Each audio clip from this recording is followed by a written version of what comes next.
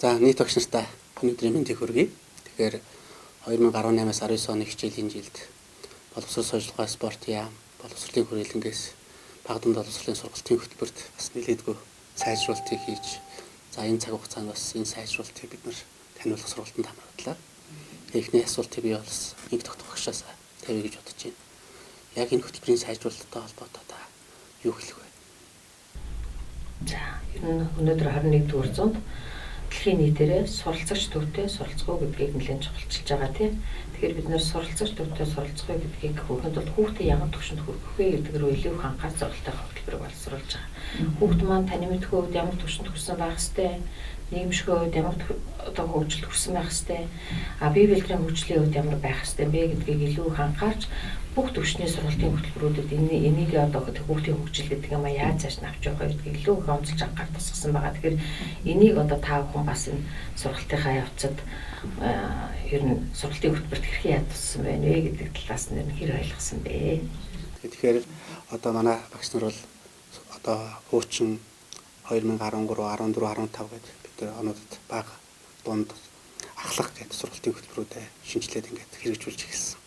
Тэгэхээр яг одоо тэр үед шинээр батлагдчихсан хөтөлбөр буюу одоо сая ингээд сайжруулалт хийсэн энэ хөтөлбөрүүдийн хооронд ер нь ямар одоо ялгаа байна, ямар сайжруулалтын үр дүн ер нь ямар хөө байна вэ гэж та үзэж байгаа. Тэгээ өөрийнхөө яг мэрэгжил дээр бас та хэлвэл. Манай баг боловсролын хувьд бол агуулгын давхцал ихтэй, агуулга маш хүнд, за цагтаа багтдаггүй гэж маш олон одоо асуудлыг дагуулж байсан. Тэгээд энэ сургалтын хөтөлбөрийн сайжруулалттай танилцаад бол маш их сэтгэл өндөр байгаа. Учир нь гэвэл баг боловсролын сургалтын хөтөлбөрт 35.5% сайжруулалт хийгдсэн байгаа. За тэгээд энэ удаагийн сайжруулалт маань суралцахуйн зорилтоор тодорхойлогдож, суралцахуйн зорилт нь агуулга, тийм ээ, арга зүй, шалгуур, үнэлгээний хувьд бол нэлээд нарийсж ирснээр онцлогтой байгаа. За манай математик сургалтын хувьд бас 25.9% агуулгын сайжруулалт хийгдсэн байгаа. Эндээс бага боловсролоос шилжиж ирсэн агуулга нь маш давхцал ихтэй байсан агуулгууд маань нэгдэж нийлсэн байна. Мөн тодорхойгүй байсан суралцахуйн зорилтууд маань тодорхой болж ирээд задраад ингээд сайжруулалт нэлээд сайн хийгдсэн байна гэж харагдаж байгаа. Багш нар ч бас их дуртай хүлээж авах. За Монгол хэл бичиг уран зохиолын судлах тухны хувьд агуулгын сайжруулалт бол суралцахуйн зорилтод тулгуурлаж хийгдсэн гэж үзэж байгаа. За суралцахуйн зорилтууд маань илүү үйл нь тодорхой. За тэгээд суралцахуйн зорилт болон үнэлгээний зорилтууд маань илүү тодорхой, хэмжигдэхүйц юм болж өгснөөрөө сайжруулалт маань хийгдсэн гэж үзэж байгаа. За манайх химийн хичээлийн хувьд сайжруулалтыг бол маш сайн хийсэн гэж үзэж байна. 9-р ангийн хувьд болохоор 61 суралцсан зорилттой байсан бол одоо бол 43 болж буурч ирж байгаагаараа багш сурагчийн ачааллыг маш сайн бууруулах боломжтой гэдэг ийм арга замыг бол харсан бид нар. Тэгээд ерөнхийдөө бол суралцсан зорилтын сургах үйл ажиллагаа гэдэг зүйлийг бас нэлээд сайн оруулж өгснөөрөө энэ суралцсан зорилтыг яаж хэрэгжүүлэх вэ гэдэг багш нарт маш сайн дэмжлэг болох үст тийм зүйлүүд орж өгснөөрөө даваа талтай байна. За манай түүх нийгмийн ухааны хувьд суралцсан удирдамж маань яг багшид илүү ойлгомжтой, энгийн, тодорхой байдлаар томьёологдсон байгаа. За ялангуяа түүхийн хичээлийн хувьд болохоор 7-8 дахь ангийн дэлхийн түүхийн одоо тэр сурагчдад хэцүү ойлгоход хүндрэлтэй байдаг агуулгуудад нэлээд сайн одоо гүйцэтгэл нөхцөл шалгуураар илүү ойлгомжтой тодорхой болгож өгсөн нь яг манай суралцсан зорилтын одоо сайжруулсан гол үр дүн байгаа. Дээрэс нь энэ суралцсан удирдамж гэдэг маань яг багшийн одоо ажилдаа яг авч явах, хэрэгжүүлэх, сурах үйл ажиллагаанд хэрэгжүүлэх чухал хөтөч юм байна гэдгийг бол багш нар маань маш сайн ойлгосноор энэ сургалтын гол даваа тал болж өгч байгаа.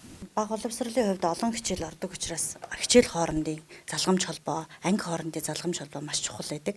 Тэгэхээр энэ дээр бол энийг маш сайн харгалзаж үзсэн гэж үзэж байна. Хичээл хоорондын залгамж холбоон дээр бол олон хичээлүүд дээр ордог ижил агуулгуудыг бас эмхэлж бас сайжруулж өгсөн, зохицуулалт хийсэн тэн дээр. Зарим одоо хүндвтер сэдвүүдийг бол дунд анги ахлах анги руу шилжүүлснээрээ маш их одоо даваа тал болсон. Энүүгээрээ бол багш нар сурагчдад ямар агуулгын хүрээнд яг ямар үйл ажиллагаагаар дамжуулж тийм ээ одоо ямар үр дүнд хүрэх вэ гэдэг маань суралцахуйн зорилтоор тодорхойлж болох утсаар ингэж гаргаж өгсөн даваа талтай гэж бодож байна. Тэгэхээр бид нар нөгөө суралцсан зорилт гэдээ яриад байхаар эцэг их олон нийт маань бас ойлгохгүй байж магадгүй тий. Тэгэхээр бид нар сургалтынхаа хөтөлбөрийн агуулгыг суралцсан зорилтоор нэгжилж өгсөн байгаа тий. Тэгэхээр суралцсан зорилтод гарч байгаа өөрчлөлт маань агуулгад гарч байгаа өөрчлөлтөө гэж ингэж агуулгыг одоо сайжруулж байгаа юм шүү гэж ингэж ойлгохоор байгаа. Тэгэхээр энэ одоо сайжруулсан сургалтын хөтөлбөрийн суралцсан зорилтуудыг хэрэгжүүлэхэд багш нарт нэг чухал зүйл бол сургалтын хөтөлбөрийг хэрэгжүүлэхэд зориулж гаргасан суралцсан удирдамж гэдэг баримтж гэдэг тийм ээ. Энэ суралцсан удирдамжийг хэрэглэхийн ер нь давуу сул талуудыг сургалтын явцад ер нь юу гэж ойлгоо та хэд маань? За өмнө бид нарт яг энэ хөтөлбөр хөтөлбөр маань хэрэгжиж эхэлж байгаа тулд багш нарт яг суралцсан удирдамж гэж ирсэн. Тэгээ багш нар маань тэрийг яг ойлгоогүй, яг барьдаггүй байсан. Яг одоо бол ингээд бүр тодорхой ойлгоод зорилт болгон дээр гарч ирэх үйл ажиллагааг нь тодорхойлж өгөөд тэнд хэрэглэгдэхүүний оромжтой тавьж өгснөөр багш нар одоо ялангуяа манай математик хичээл дээр жонслог багш нар өмнөх аргаараа дагуулж заадаг бол тэрийг төвшнгөө ялгаж барьж авах бүрэн боломжтой болсон. Давуу тал гэж тэгээд ер нь суралцсан зорилтыг яг гар дээрээ бариад хичээлийн төлөвлөлтөө арга зүй гэдэг ямиг яг шавь төвдөөр хийгээ явал хүүхдүүд маань бүрэн сураад хийх даваа талыг зөндөө олгож өгч байна гэж би харж байгаа.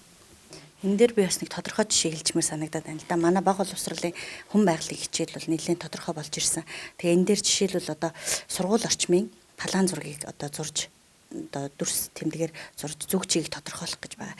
Тэгэхээр энэ хичээл маань өмнөх одоо 3 дугаар ангитай болохоор хүн орчин хичээлийн палаан зургийг ангийн палаан зураг гаргах ийм төвшөнд байсан бол 4 дугаар ангид ороод ирэхээр зөвхөн сургууль орчмынхаа одоо палаан зургийг зураад түүнийхээ зүг чигийг буюу хойно нурд нь тийм ээ баруун зүүн талд нь одоо ямар зураг дүрслэр юу байрлдаг гэдэг тэмдэглэх зурж тэмдэглэх ийм одоо суралцсан зорилт төрж байгаа. Тэгэхээр эндээс бол багш юу харах вэ гэхээр за би ерөөсөө ямар хэрэглэгдэхгүй гэхээр сургууль орчмын палаан зураг хэрэглэгчээс сургууль орчим байдал хэрэгтэй болж байна. За хэрэглэгдэхүүний хувьд тодорхой болчихж байгаа учраас одоо юу хийх вэ гэхээр хүүхэд бол зурж дүрслэх түүнийг одоо шаардлага одоо үйл ажиллагаа болж байгаа гүйцэтгэл болж байгаа. Харин ямар шалгуураа шалгах вэ гэхээр нөгөө дүрс тэмдэгээ таньж чадж гин үгүй юу тийм ээ зүг чигээ тодорхойлж чадж гин үгүй гэдэг нь шалгуур болоод ирж байгаа. Тэгээ энийг суралцсан удирдамж дээр бүр дэлгэрэнгүй тайлбарлаад багшид юу анхаарах уу гэд хэлээд өгөхөр багш хичээлийнхаа төлөвлөлтийг хийхдээ яг эдгээрийн сургалтынхаа хөтөлбөр тусгаж өгснөөр ээлжид хичээлийнхаа хөтөлбөр тусгаж өгснөөр хүүхдэд очих одоо зүйл нь нэлээд ойлгомжтой хүүхдтэй буусан ийм нэр томьёотой болж ирж байгаараа даваа талтай гэж. За манай хими хичээлийн хувьд болохоор бас нэг онцлог зүйл орж ирж байгаа л доо. Энэ дээр нөгөө анги хоорондын залгамж холбоог бол маш тодорхой гаргаж өгч байгаа. Залгамж холбоон дээр үндэслэгдээд нөгөө агуулга одоо зарим багш нарын хувьд болохоор нэг тулгамдж байгаа асуудал нь юу байдаг вэ гэхээр энд би энэ сэдвийг цаашаа ингээл ороод байх. Яг хууч агуулгаар орчих гэдэг байхгүй юу. Тэгэхээр одоо тэр юг бариад өгч байгаа, хумаад өгч байгаа агуулгыг хумж өгч байгаагаар онцлог болоод ирж байгаа. 7 дугаар ангид энэ сэдвийг ингэж орно, 9 дугаар ангид арай жоохон ийм төвшөнд орно гэдэг агуулгын нөгөө спираль хэлбэр нь ерөөхдөө бол тодорхой болж ирж байгаагаараа бас нэг юм онцлог давуу талтай байна. Суралцсан удирдамж гэдэг бол яг багшид хамгийн их одоо ойрын зөвлөх ийм бичиг баримт байдаг. Миний хувьд зүгээр ойлгосон маань сургалтын хөтөлбөр, за суралцсан зорилт, суралцсан удирдамжаа бүгднгийн яг бүх багш нараа бүгдээрээ хөтөлбөрөө боловсруулахдаа барьж агаад хийвэл илүү үр дүнтэй гэдэг юм зүйлийг. За тэгэхээр одоо бид хэд орон нутг руу яваад одоо яг энэ удаагийн сайжруулалтыг бид нар яг Монгол орны аймгийн төв дээр, сумын төв дээр, багийн төв дээр бүх багш нарт яг сайжруулсан агуулга таниулах юм сургалтанд гарахтаа бэлэн болоод байна л да. Тэгэхээр одоо яг үгдгийн яг энэ сургалтанд суугаад яг ажил дээр очиод ажлаа яг юунаас эхэлнэ гэж надад бодогдсон байна. За миний хувьд бол нийслэлийнхаа багш нарын мэдлэг боловсролыг дэвшлүүлэхэд анхаарч ажилладаг учраас юун түрүүн багш нараасаа хүсгээд суралцгын зорилтоо буюу сургалтын хөтөлбөрөө суралцгын удирдамжаа сурагчиг 3 яг ингэж тавьж агаад ямар сайжруулалт гарсан тийм ээ энэ дээр би яг яаж төлөвлөх вэ гэдгийг эхлээд багш нар маш сайн уншиж судлах зүйтэй гэж ингэж үзэж байгаа. Тэгэхээр энэ тал дээр багш нартай илүү одоо зөвлөм тусалж ажиллана гэж ингэж бодож байгаа. За эндээс яг ингээд нөгөө хэрэгжүүлээд хичээлээ заадаг багш нарын тухайд ингээд харахаар манай математик дээр өмнө нь нөгөө улирал тутам туугаад байдагс агуулгуудаа бол яг нэгтгэжсэн агуулгын айн хүрээнд нэгтгээд эрэм дараалд оруулчихсан байгаа. Тэгэхээр тэрийгээ сайн судлаад эхний ээлжинд бид нар цагийн төлөвлөлтийг маш зөв оруулж өгөх хэрэгтэй байна. Хэдийгээр бид нар чиглэл өгж байгаа ч гэсэн өөрийн бас онцлог хүүхдүүдийн онцлогтой тааруулаад ихтэй цагийн төлөвлөлтөө сайн гаргаж өгöd. Эндээсээ бид нар ээлжид хичээлийг хүүхдэд өрөөгөөжтэй байлгахын тулд нөгөө суралцсан удирдамжн дээр тавигдсан үйл ажиллагаагаа сайн судлаад тэн дээр хэрэглэгдэх яг хэрэглэгдэхүүн буюу сурагчгээ сайн бэлтгэх хэрэгтэй байна л гэж байна. За миний хувьд бол эцсийн үр дүнгээ бид бол сурагчдын хийж байгаа гүйцэтгэлээс харах учраас эхлээд хамгийн түрүүнд орон нутгад ажиллахдаа бид бол сурагчдаа хэрхэн сурагчдын гүйцэтгэл дээрээс илүү чухалчилж ажиллана гэсэн. За манай бидний би болохоор ингэж юу гэж ойлгосон бэ гэхээр ерөөхдөө бол бид нар эхлээд яг би энэ 6 дахь ангийн хүүхдэд ямар агуулгыг өгөх ёстой вэ? Энийгээ гаргачаад яг эндээ таарсан би ямар шалгуурыг би барих вэ гэдгийг бас гаргах нь нэлээд чухал юм байна гэдэг санааг ерөөхдөө л авсан. Эндээс үндэслэгдээд юу гэхээр жилийн төлөвлөлт гаргаад нэгжийн төлөвлөлтөөр би яах вэ гэхээр нэгжийн төлөвлөлтөөр би тухайн агуулгыг хумих ёстой юм байна гэдэг энэ айгүй том санааг ерөөхдөө бол авсан. Тэр нэгжийн төлөвлөлт хийх ерөөхдөө бол юу орчирч байгаа вэ гэхээр тэр ээлжид хичээлийг боловсруулах бүх арга зүйн санаанууд нь гараад ирчихэж байгаа. Үнэлгээний даалгавар хүртэл ороод ирчихэж байгаа байхгүй юу. Тэгээд тэгэхээр бидний нөгөө нэг хийгээд байгаа үйл ажиллагаанууд маань ахаад ерөөхдөө бол яг сайжруулж хийнү гэхээс бид нар ерөөсөө шинээр юм хийнэ гэж бас ойлгохгүй байх нь зөв юм болов гэж би ерөөхдөө бодож байна. Энэ дээр нөгөө нэгж гэж сая ярьлаа шүү дээ. Нэгжийн төлөвлөлт хийхлээр манайхан бол нөгөө үнэлнэ гэж тавьчихдаг. Тэгсэн мөртлөө яг юуг үнэлэх гээд байгаа нь тодорхой биш. Үнэлгээний даалгавар нь тодорхой биш. Тэгээ тавиад өгсөн эргээд үнэлээд ингээд шалгаад нэг анализ дүгнэлтээ гаргаад ирэхээр зүгээр л нэг төвшингийн ялгаа өгчдөг болчихсон. Тэгээ одоо бол зүгээр төвшингээл ялгаад өмнө бол зүгээр AB гэж тавиа өгчдөг гэсэн. Энэ дээрээс одоо яг ингээд энд даалгавраа хэрхэн сайжруулах юм? Тэр үнэлгээний анализаа яаж дэлгэрэнгүй гаргаж авах вэ? Тэн дээрээсээ уялдаад яаж өөрийнхөө арга зүй алдаагаа гаргаж засах уу гэдэг зүйлүүд бас нэлээд сайн хэлэгдэж судалж байгаа учраас багш нар бас энийг нэлээд сайн судлаад ажил хэрэг болгомоор зүйлээ гэж санагд. За нөгөө талаасаа нөгөө агуулга маань өргөсөж гүнзгэрч байгаа гэж бид нэр яриад байгаа шүү дээ тийм ээ ангиас ингээд агуулга таны мэдгүй үед гүнзгэрж агуулга маань шинэ сэдв суралцгын зорилт бүлэг сэдвэр нэмэгдэж ингээд өргөсөж орж ирж байгаа. Энэ бол ангиас ангид ингээд спираль төвшөнд ингээд гүнзгэрээд явж байгаа өргөсөж явж байгаа гэдэг ингэж яриад байгаа тийм. Энийг дагаад багшийн арга зүйн хувьд бас нөгөө яг нэг хичээлийн 40 минутанд хийлгэж байгаа үйл нь арга зүйнхаа хувьд ч гэсэн бас үүлийнхээ алхмуудыг дагаад таны мэдгүй арай дээд түвшин рүү ахисан ийм үйлүүдийг хийлгэх ийм шаардлагууд бол та хэдэд бас сургалтын явцдаа анзаарэгдсэн байх гэж бодож байна тийм. За ингээд нийт багш нартаа баярлалаа. Тэгээ боловсрол соёлын тухай спортын яамнаас үндэсний хэмжээнд 550 багшийг сургагч багшаар бэлдээд Монгол орныхоо өнцөг улам бүрт ажиллаж амьдарч байгаа багшны хүрэхээр зорж байна. Тэгээд энэ 8 дугаар сарын 15-наас эхлээд 31 дуустал бүх 21 аймаг дээр очиж багшны хүртээ хүрч энэ хөтөлбөрийг сайжруулах болсон үндэслэл сайжраад гарсан үр дүнгийн талаараас бид нэр одоо та бүхнийхээ тусалцаатай хүрэх болно. Тэгэхээр өнөөдрийн энэ ярилцлагаас яг одоо бидний сургалтын зохион байгуулалт дандаа дадлаг ажил асуудал шийдвэрлэх тэр агуулга арга зүй технологийн интеграц хэлбэрээр явах учраас багш нар маань өөрөө хөтөлбөр дээрээ тодорхой хугацаанд ажиллаад ирэхээр та бүхэн шиг яг ийм нэгдсэн ойлголт мэдлэгтэй өөрөө 2019 оны 9-р сарын 1-ээс эхлээд бүгд яг хөтөлбөрөөр ижил төвшин судалсан ижил гараанаас бас эхлэх ийм боломж олдож байгаа гэдгээрээ давуу тал. Тэгээ хөтөлбөрийг сайжруулж ингэж аль бие ёсоор энэ сайжруулалтыг бас баталгаажуулж ингээ багшны хүртээ хүргэж одоо эхлүүлж байгаас анхны туршлага гэдгээрээ энэ удаагийн одоо 9-р сарын 1-ний хичээлийн жил их онцлогтой эхлэх нэ гэж ингэж бодож байна. Тэгээд нийт багш нартаа амжилт хүсье. За өнгөрсөн хичээлийн жил боловсрол соёлын тухай спортын яамнаас сургуулийн өмнөх боловсролын зөв хөтөлбөрийг сайжруулах чиглэлээр бас нэлээд олон ажлууд хийсэн байгаа. Энэ хүрээндээ сургалтын зөв хөтөлбөрийг одоо сайжруулах ажил бол өнгөрсөн оноос хичээлийн жилийн төсөөлөөс өнөөдрийг хүртэл хийгдэж хөтөлбөр маань батлагдсан. Тэгэхээр өнөөдөр бид яг энэ зөв хөтөлбөрийн сайжруулах чиглэлээр боловсролын хүрээлэн одоо ямар ажлуудыг зохион байгуулваа энэ талаар бас тодруулж ярилцъя гэж ингэж бодсон байна. За та бүхэндээ баярлалаа. Сургуулийн боловсролын зөв хөтөлбөрийг одоо хэрэгжүүлж явах явцад нь юугийн сайжруулах гэсэн судалгаануудыг бол хийгдсэн. За судалгаа хийгдэж мөн хилцүүлгүүдийг үндэсний түвшинд хийлээ. За энэ хилцүүлэг судалгааныхаа үр дүн тулгуурлаж бид нар бол тодорхой хэмжээний багууд үр дүнгийн сайжруулах тал дээр л илүү их тодорхой ажлыг хийж ажилласан байгаа. За үр дүнд нь л сургуулийн өмнөх боловсролын сургалтын хөтөлбөрийн сайжирч гарч ирж байна. Ер нь сургалтын хөтөлбөрийн судалгаагаар бол ямар үр дүн гарсан бэ гэдэг бол мэдээж зайлшгүй хүмүүс сонирхож байгаа. Энийг танилцуулах хэрэгтэй байх гэж бодож байна. Ер нь судалгаагаар цөм хөтөлбөрийг бол хөтөлбөр маань хүүхд бүрийг хөгжүүлэх, хүүхд төвд одоо сургалтыг зохион байгуулъя гэсэн үзэл баримтал тулгуурлаж боловсруулсан нь маш их зөв зүйтэй хандлага юм аа. Нөгөө талаас хүүхдийг насаар нь бас хөгжлийн төвшингөө өрнө. Тэгээд агуулга маань хөнгөнөөсөө хөнгөн байхаар ийм одоо сонгож боловсруулсан нь бол их зөв зүйтэй хандлага байна гэж үзсэн.